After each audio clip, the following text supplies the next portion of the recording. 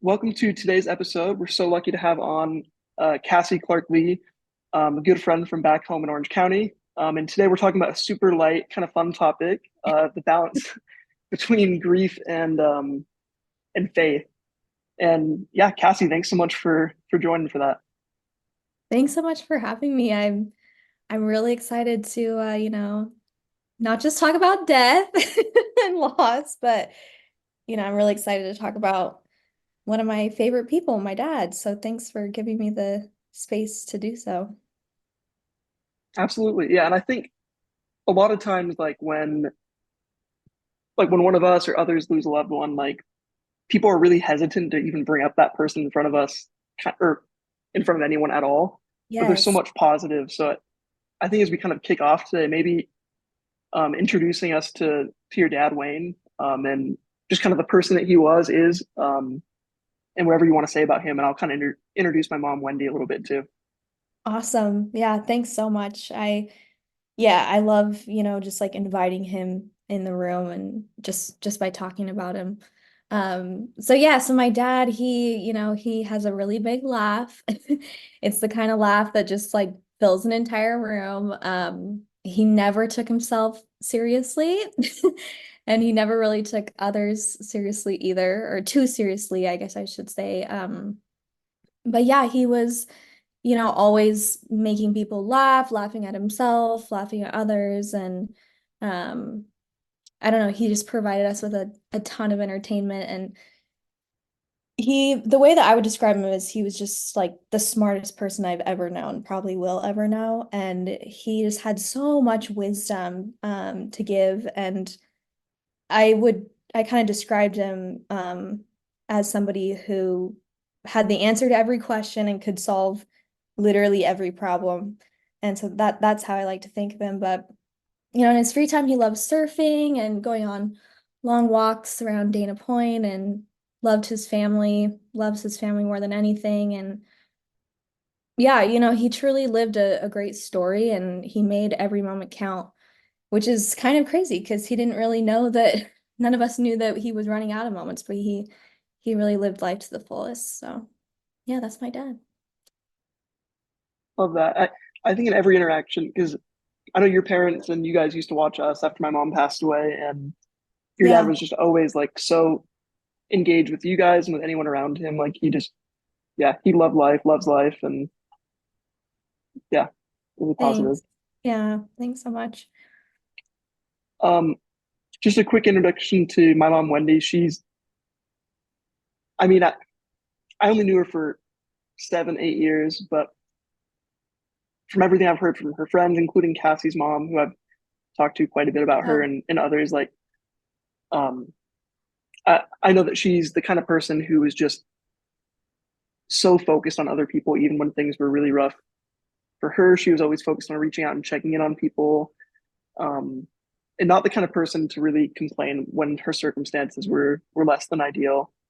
She had cancer for 5 years, and she never, as far as I've heard, like never really complained about it. She was just so focused on me and my sisters and my dad and serving those in our ward and in community and stuff. And she was always known for drinking Diet Coke all the time. She was like a total, I guess, Draper mom in that sense. Just loved I love Diet that about Coke her. and um, loved playing tennis and being active and going out and doing things. And yeah, I still drink it. We'll talk about this a little bit later, but as far as Yeah. like things that's kind of rubbed off on me for, like, I'll drink a Diet Coke like once or twice a week, even though I think it's just kind of disgusting. You don't Even even still, like it. I no, love that so it's much not even an though. acquired taste. It's just, yeah. I love that. It's such a good tribute to her. And I can just tell by the way that you talk about her that like she's had such a profound influence on your life and like you just really carried her with you and honored her all this time. And like I can just tell that the bond you guys share is really special. So yeah, I love your mom. Thanks, She's Cassie. awesome. Yeah, Yeah, she she's is.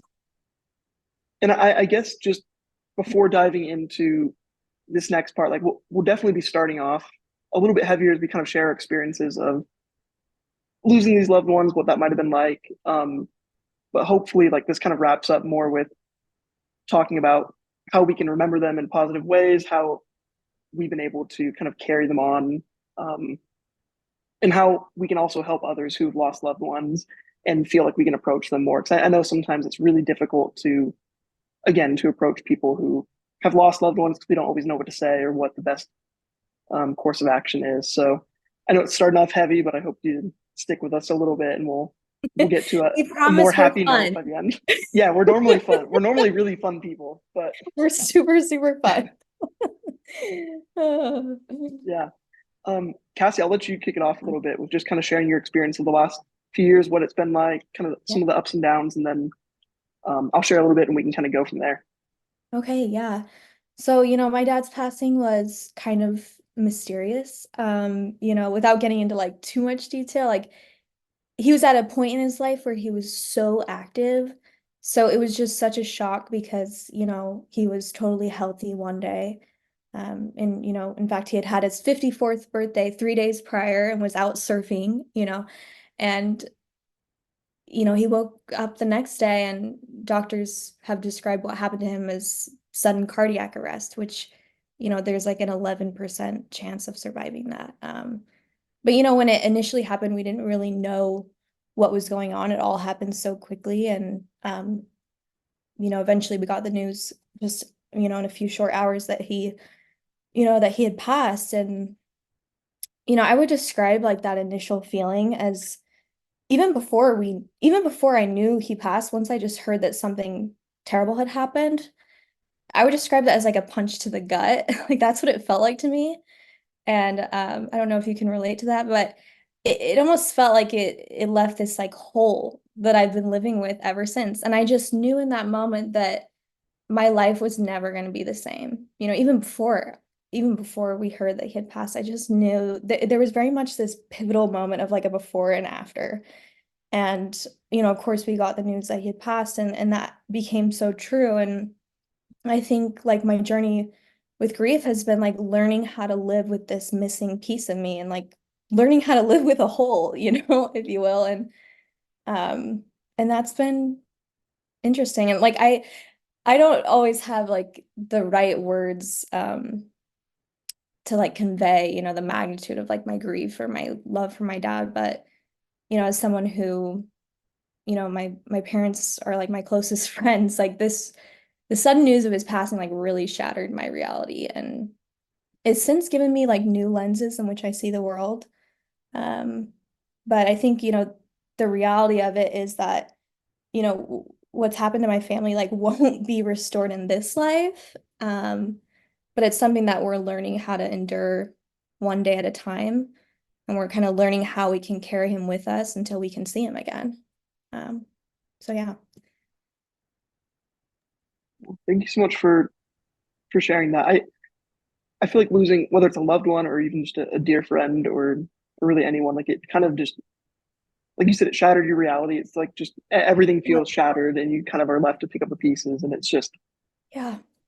and I think as far as even how do you go about grieving and picking that up, I think it's so different for everyone. I don't think anyone goes through that process the same. I think grief is so personal because, grief is like, your relationship with that person, and it's all this love that you have for them, and it's the love, continuing on. And so of course it would be so different for everyone because everyone's relationship is so different, with their person. Oh no, you're totally right on that too. And I think when how we'd approach someone who had a really good relationship with the person they lost might look different than how we'd approach someone who had a less than ideal relationship. Yeah. And I don't think there's one right way to even approach someone who's struggling because I don't think there's one right way to go through that process for those who have lost loved ones. But it's just what you said that really shows like every situation is just so different. Yeah. But for you, you mentioned that it's kind of helped you like gain some new lenses. I'm curious through like this grieving process, what's kind of helped you. So I'm sure those lenses didn't come immediately. It probably took time and some experiences. Like what kinds of things helped you through that process and to kind of view life and situations with a new perspective. Yeah, I think I just kind of now have this, like I can't unknow what I know now, right? For better or for worse. And so I know now that like your entire future can look completely different in an instant, you know?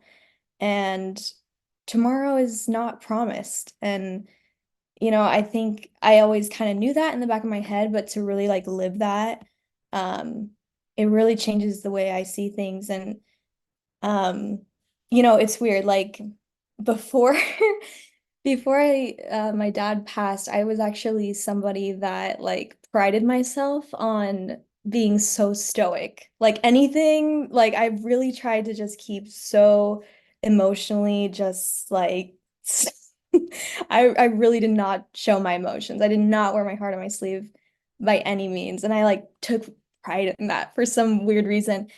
But like family's everything to me. So when my dad passed, I felt like I had passed this emotional threshold where like I could not hold in my emotions anymore. Like I wasn't gonna be quiet about it. And so in that sense, like I'm a completely different person. And I also think I see people in their emotions now, whereas before, I didn't really have that depth, I think, that I've had to acquire really. Like it's not like I had a choice. So, but yeah.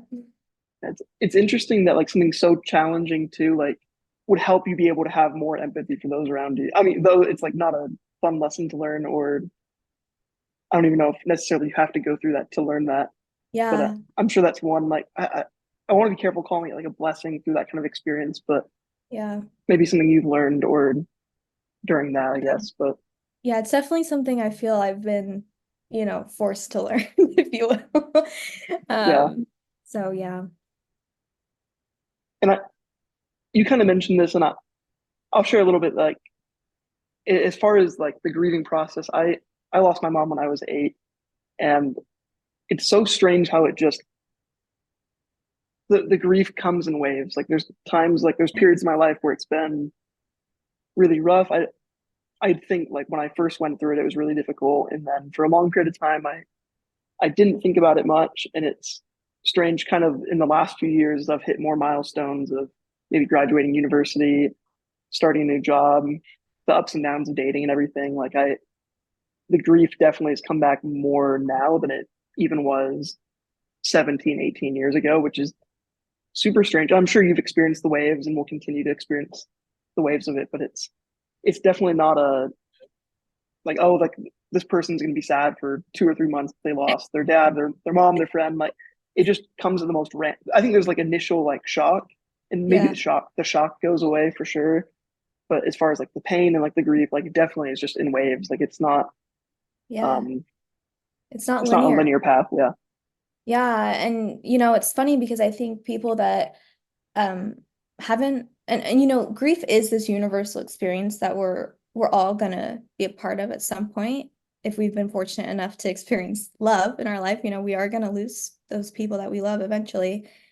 But yet nobody really knows, like we're not taught how to understand it. And so unfortunately, a lot of the association people have with grief is the stages of grief, which were developed by, Elizabeth Kubler-Ross way back in the 60s. And, we're like familiar with these, but they're like denial, anger, bargaining, depression. And then you arrive at acceptance, and at which time, grief work is supposedly complete. But like Kubler-Ross has even said that she regrets writing those stages because she feels that people mistook her words to assume that it was linear and that grief should be, this neat and tidy thing that we can just package up and put away. And that is so not it. And I feel like I love the way you describe it as like coming in waves. Like that's definitely how it feels for me. And I know it's probably going to continue to be that way. Maybe it's because my dad was a surfer. I don't know. But like that just resonates so much more with me than, yeah, this like these perfect little neat little stages. As nice as that would be, that's not how love works. And so that's not how grief works. Our relationships continue because we love these people. definitely. And I think too, like there's not really because that process isn't linear.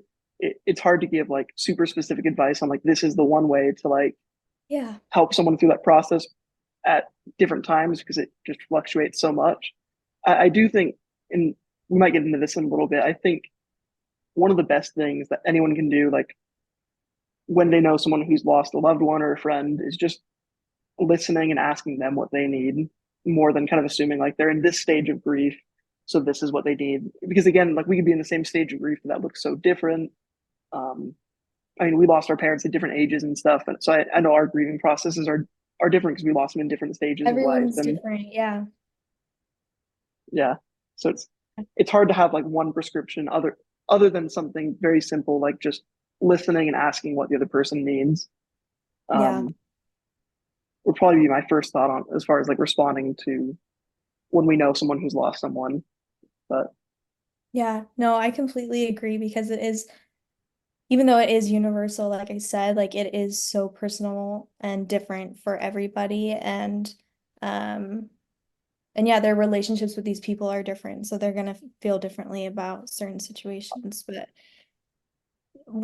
one thing that I like to think of um when I when I'm on the other side of this and when I've been in situations where I didn't know what to do, like I think I kind of turn to Christianity and I look at like what the Savior would do in these situations. And one of my favorite scripture verses is like the shortest verse in the Bible, but it's, John 11:35.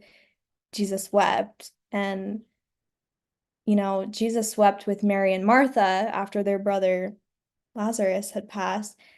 And like Jesus, with his eternal perspective and perfect faith, knew that he himself was going to raise Lazarus from the dead, you know? Um, Yet he, of all people, still paused to weep with them.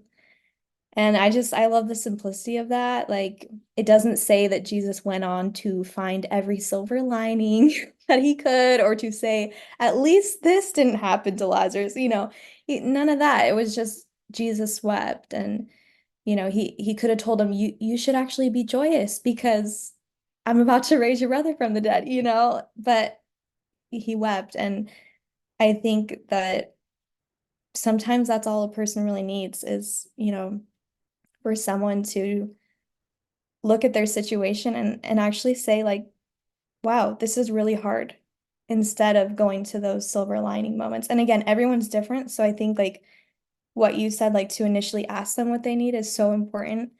Um, I think the majority of people suffering are actually needing someone to witness that.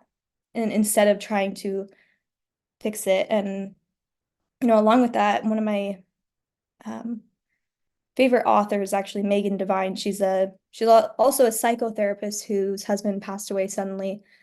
But she wrote the book It's Okay, You're Not Okay, which is probably my favorite grief book. And I mean, it's such a great title. Like it's okay that you're not okay.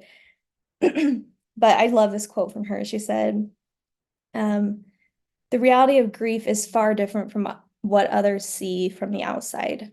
There is pain in this world that you can't be cheered out of. You don't need solutions. You don't need to move on from your grief. You need someone to see your grief, to acknowledge it. You need someone to hold your hands while you stand there in blinking horror, staring at the hole that was once your life. Some things cannot be fixed, they can only be carried.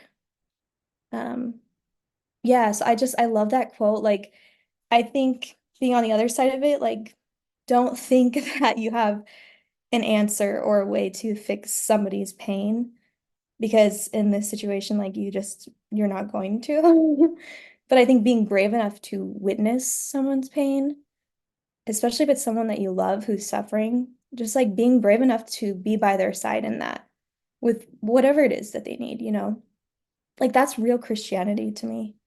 And I'm fortunate.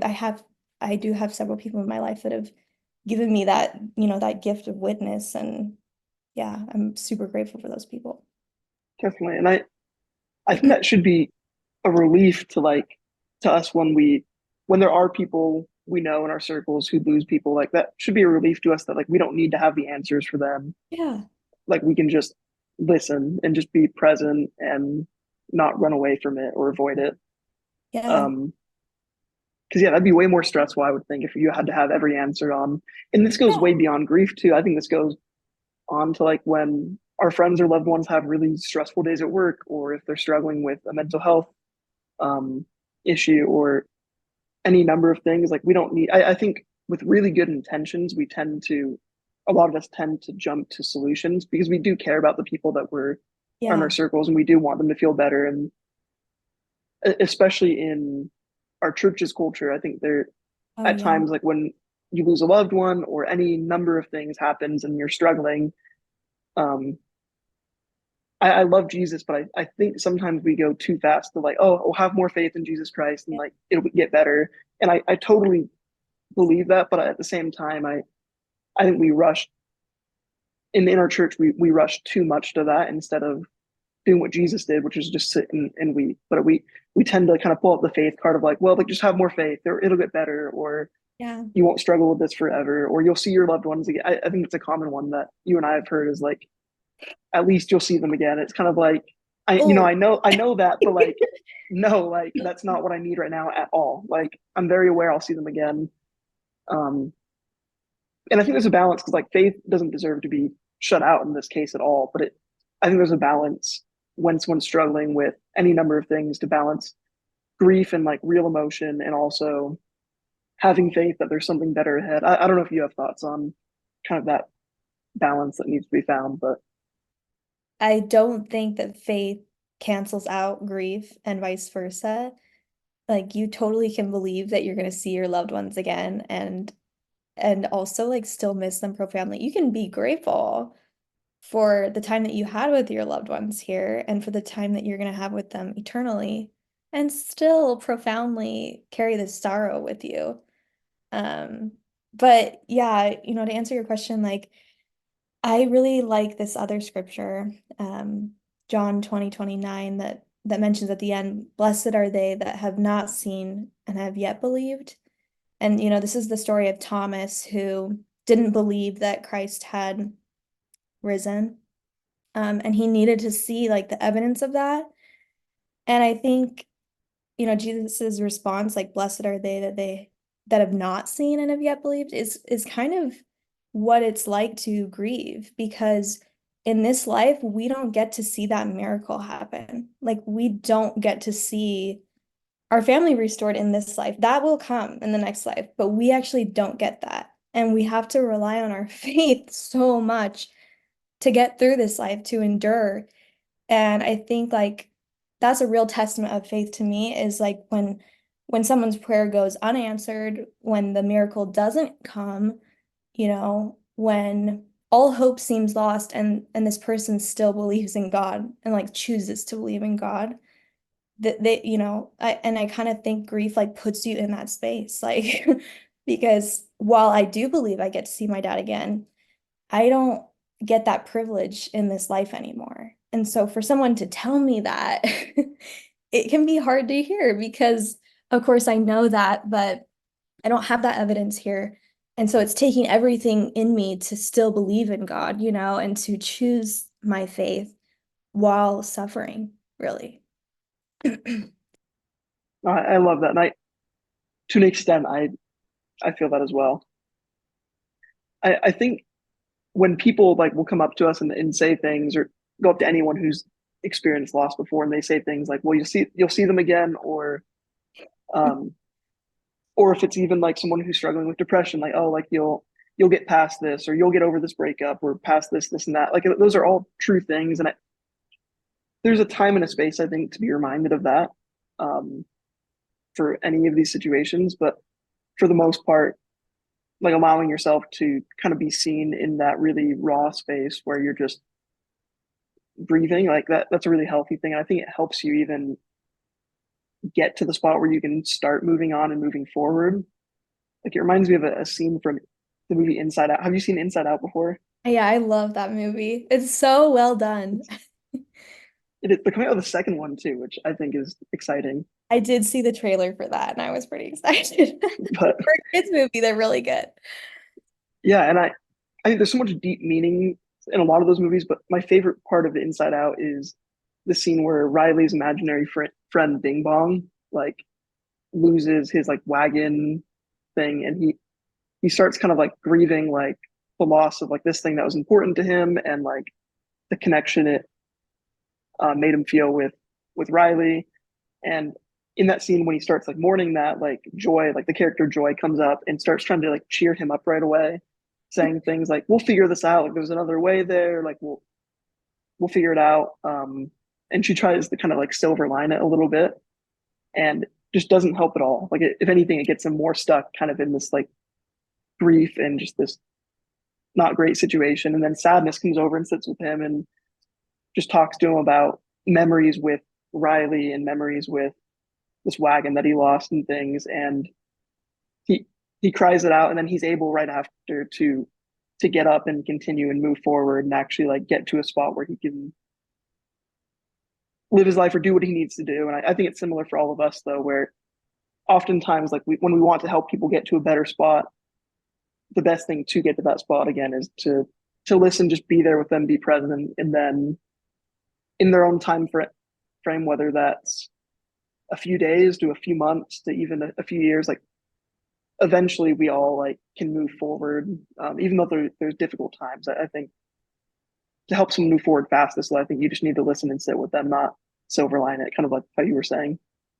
Yeah, definitely. I think, like my friends and family that have been like willing to let me be sad or like that say my dad's name, that they're not afraid to, you know, send me a little text to say they're thinking of him or they're thinking of me. Like those things mean everything. Or like, my husband will often say like I'm a shoulder to cry on, like that to me means everything. And like you know, looking at a future without my dad is so painful for me. And so knowing that I have people that are going to help honor him and that are going to say his name and tell his stories and like help me carry him with me, um, is what allows me to keep going. Yeah, no, I agree. I love getting texts from people, whether it be you or your siblings or just other people will text me with a picture of a Diet Coke or something to remember my mom. Like it does mean a lot when Yeah. people aren't afraid to bring up those loved ones. Um, and again, this just goes so much more beyond like losing loved ones. Like when we're not afraid to bring up some of those hard topics and like be with people when they're in like the middle of struggling. Like I think there's a lot of connection that can be found there. And there's also just a better path forward through sitting with people in their harder moments and remembering the good, the bad, and the ugly from all of those experiences. And I totally agree. It's reminding me of this quote from Holocaust survivor, Viktor Frankl. He says, "But there was no need to be ashamed of tears, for tears bore witness that a man had the greatest courage, the courage to suffer." It's a brave thing to grieve and to turn towards your emotion instead of burying it. And it only makes us more human, it only gives us more of this depth of human experience when we allow ourselves to feel these emotions. And I think anybody that witnesses that is also going to experience some level of that as well. Anyone that's brave enough to suffer with somebody is going to feel that feel that, um, that human experience within them like growing. definitely, and it might not be comfortable at first to just sit with someone and suffer with someone, but um, definitely like worth the courage to do so. I think so, yeah. Kind of on a as we get near wrapping up, there, kind of to end on a really hopefully positive note, like a happy note. So Happy as this topic could it's be. yeah, and I think so. The question I'll ask you, and actually I'll let you answer this first, and I'll share some thoughts on it too. But how can we remember those who have passed on? Slash, how can we help others remember their loved ones who have passed on? I love this question so much. Um, a little like mantra that I say to myself is death tried to write you out of my stories, so I live each new day writing you back in. And so I really try every day to like find a way to, remember my dad or honor him or do something that he loved or talk about him or um, look for signs of him. One of the things that I'll share a few things that we've done with my dad. Again, like every relationship's different. So like I think, coming up with something that's like personal to your relationship with that person, like can really make a difference. But one of our dearest friends came up with this amazing idea of holding up three fingers like this to form a W for Wayne, my dad's name. And now when we take pictures, like we always hold up a W. And that's just to like remind us that he's with us, right? And so that's been just a small thing, but like, you know, it just feels so good to like see that, he can't be in our pictures anymore, our family pictures, but even just seeing that little W, like really is such a good reminder that he is with us. And um, last year for his birthday, another thing we did is like we asked people to donate to this charity that we feel like he would be really passionate about because it's in Puerto Rico, which is where he served a mission. And like my dad loved serving others and he made it fun. Like it was never a burden. He never made you feel like a burden when he was, serving and serving you. And so anyway, so we asked people to donate to this charity, and then a couple months later, we were actually able to go out and use this money to purchase things that this charity needed, and it's an abused home for women and children. So they had actually a lot of needs for the year, and we like really were able to stock them up and get them really well taken care of because of people's generosity. But it was just such a fun way to like celebrate my dad's birthday last year. And one of my family's mantras in his honor is Amado Otros, which means love one another in Spanish. And often we'll say that to each other to remind each other to like do some service like he would, And yeah, those are just a few ways that we kind of, carry him with us. And I also look for signs, like sometimes I'll hear a song come on shuffle and the words just kind of feel like they're coming straight from him, or it's one of his favorite songs and it's playing in like the most obscure place and I'm just like, it's my dad. It's not that I believe that he's like reincarnated through this song, but I look for these ways that I get to say hello to my dad again because the nature of his passing, like we never actually said goodbye. And that's kind of like it's a blessing and a curse really because for many reasons really, but you'll never hear me say like till we meet again or anything like of that nature because I really try to live each day like looking for ways to say hello to him again. And I think there's a lot of ways that he's saying hello back, but we just have to like pay attention to them. Um, so yeah, those are some things that we've done that just help us stay connected. Yeah. I love that. I love the mantra that you started that with too, on like finding ways to write those loved ones back in. And maybe that's something we can also do with our friends and family who also have or will lose loved ones, is helping them find ways to remember the Yeah. positive attributes of those people. Because I think I've definitely had people, and I'm sure you've had this experience where like people will avoid bringing up Wayne or Wendy around Yeah. us, and I've definitely been guilty of that before with like with other people who've lost loved ones, of like just kind of avoiding the topic just because you don't know if it's gonna be sour or not. You don't know if they want to talk about it or not. But I think it's usually always safe to like bring up the positive things or ask our friends or family who have lost loved ones, like, tell me more about like your person. Like what do they like doing, and like keeping on like the positive side of things too can be helpful, to help them remember all the good things they did, whether it be the kind of music they listened to or their hobbies like Wayne surfing or Yeah. my mom Wendy grabbing Diet Cokes and things like that. And it's, I kind of mentioned at the beginning, I as far as like kind of writing my mom back into my life, like something she would do a lot of like leave notes, or leave notes for people or call and check in on friends, or she'd drink a Diet Coke. She'd probably drink one or two a day, from what it sounds like. At least It's making me Karen want a Straw. Diet Coke. Karen Straw was one of my mom's really good friends, and I was reading like the talk that she gave at her funeral, and it sounds like she drank like a Diet Coke or two a day. So I try like it.